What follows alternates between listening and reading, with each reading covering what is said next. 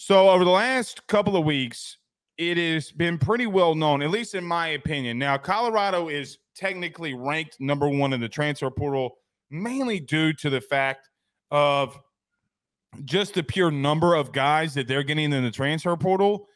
But Ole Miss, don't get it twisted. Ole Miss is winning the transfer portal, and here's why. Look, man, they're getting a lot of experience at DB.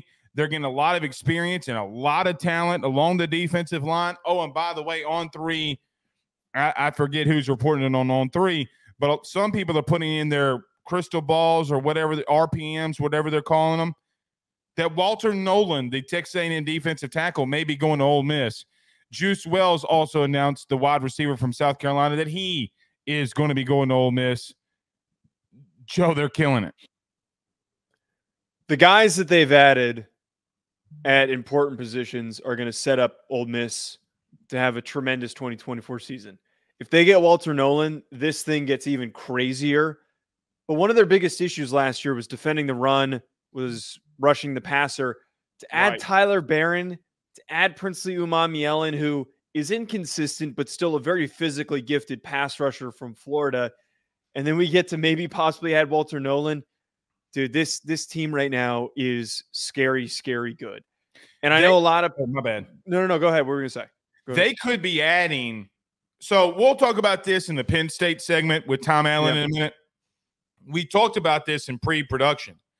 Joe, they could potentially be adding 24 sacks to their defensive line, all right, with Umanmielen, who had 7. By the way, look, literally was retweeting this when he hit the portal, like LSU, go get him, my favorite team. And everybody's like, why? He wasn't that good. He had 11 and a half tackles this year and 7 sacks.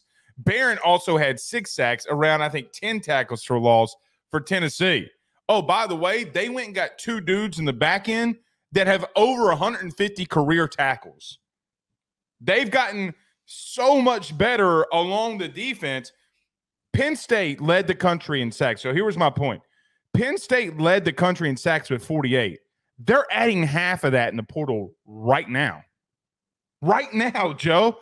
And so forget that everybody like Trey Harris, more than likely Jackson Dart, Quinshon Judkins, they have dudes already returning. You know what this feels like? Tell me this doesn't feel like Florida State from a year ago. Because if you put it down like on paper, but you're like, damn, Jordan Travis is returning. Team went 10-2, 9-3 a year ago. Both teams had 10 wins. I don't think that they're to the level maybe of talent, okay, as maybe some positions like Florida State. But, dude, it feels like that's exactly what they're accomplishing is what Florida State – maybe a tier lower than that. They are replicating Florida State right now. I love that comparison. I really think that they're – with the defensive talent that they added, the receivers that Florida State added, there are a lot of palpable comparisons. And look, I don't think it should be even debated. If they add Walter Nolan, this is the best recruiting portal haul. I don't think anyone else is going to find a way to replicate it if they manage to get the number 1 rated consensus player that's currently in the transfer portal. There should be no debate right now that as we're projecting to 2024, and I know that Georgia has a really talented roster. Alabama has a talented roster. And Mizzou just had a really nice season. And LSU still has a lot of really young, talented players. Ole Miss, for me, has solidified themselves in the top 3 of the SEC with this group that they're bringing in. I know that they have underperformed, and everyone loves to do the whole, Lane Kiffin is just going to end up failing and fumbling his way to another 3-loss season. Bullshit. I'm calling bullshit on that. This is a roster that he has never had as a head coach. And on top of that, this is a quality of roster that we rarely see from a team that is not named LSU, Alabama, or Georgia. Agreed. This team is good enough to have solidified themselves as the 3rd best team or competing for maybe that 2nd spot in the SEC because they are so loaded front to back. It's not that they just went in and added guys and filled holes and they added a bunch of players. They added dudes. They added 1st-round caliber prospect type dudes on their defensive line and a talented receiver in Juice Wells. Look out. look the hell out. Yeah, there is going to be a big surprise in Trey Harris is returning. You know, like Quinshot Junkins is returning. Now, the only question would be, they did go get a talented offensive lineman and a guard, okay, from Southern Miss that they added into the portal. I agree with what you're saying, but people are saying that Lane is underperforming. Underperforming how? Because there's only 2 losses on the year, were Georgia and Alabama. 2 years ago, he also went 10-2. That's the only losses that they have. Now, he could have lost to LSU, but they wind up holding on there at the end, winning 55-49 in the Grove. They're not underperforming. This is the best stretch in a long time, maybe ever, that Ole Miss has had. I mean, I can't remember a time. It's the second time in Ole Miss's history that a coach has 10 wins in a regular season. Joe, this team's going to make the playoff. Like, now that the playoff is expanding, this team's going to make the playoff. And I'm not going to say that they had the same amount of talent as some. Like, A&M had a crap load of talent. They just couldn't coach it, right? Like, they couldn't, game plan for it. This staff can. And I'm going to tell you, what was the first thing that I told you? So when we came on this show last year and Pete Golding was hired at Ole Miss, do you remember what I told you? Well, I mean, we both liked the move. We thought that he was overly criticized at Alabama. Yes. And this is the biggest thing that has happened to Ole Miss maybe ever, because you have 2 premier coaches that, by the way, had the same tutelage from Nick Saban at Ole Miss. Now, I'm going to tell you this, and it can be FedExed overnight. Put the collective together, or put the collage together, if you will, on what I'm saying. FedEx, okay? They are spending a crap load of money. You think these kids are coming here for free? No. You think they're spending a crap load of money because Lane and Pete know how the sausage is made, and they're getting it done.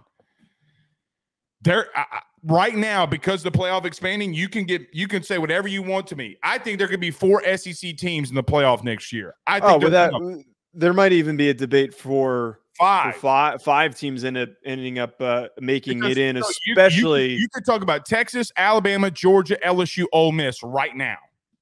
Yeah, I mean, I think 5 is certainly very realistic for the SEC in 2024 to put that many teams in the playoff. And just to kind of round out our thoughts here, though, on this, I really, the biggest reason why I'm optimistic is again, it's one thing to have talent. You talked about Texas A&M as an example. That was unactualized talent. We know what we're getting with the product of some of these guys, but you mentioned a second ago the returning players at important positions. We've already got one of the most productive backs in the SEC in Quinshon Judkins, Trey Harris, Zachary Franklin. I don't know if he's coming back, but that group with Jackson Dart, who has now 2 seasons starting in the SEC, is tremendously important. There's not a lot of quarterbacks coming back to the SEC that are as weathered and have been through as much as Jackson Dart has been.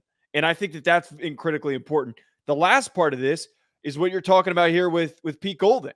Pete Golding was overly criticized this year, was overly criticized last year in his last year at Alabama. Right. And we're not going to be saying that in 2024. We're just not. We're not going to be having that same sentiment.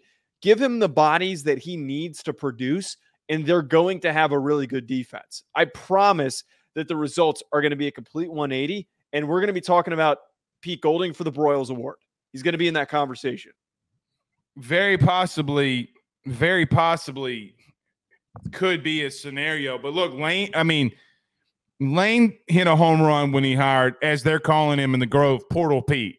Okay, like you have legitimately, all right, you have Ole Miss Twitter, like official Twitter, putting a thing together with a whole bunch of pictures of Pete Golding and a song behind it. Like they're saying this is on him. Okay, and so there comes a point in time where the one thing I've thought about too. Remember Lane Kiffin trolling Jimbo Fisher saying they're paying for everybody.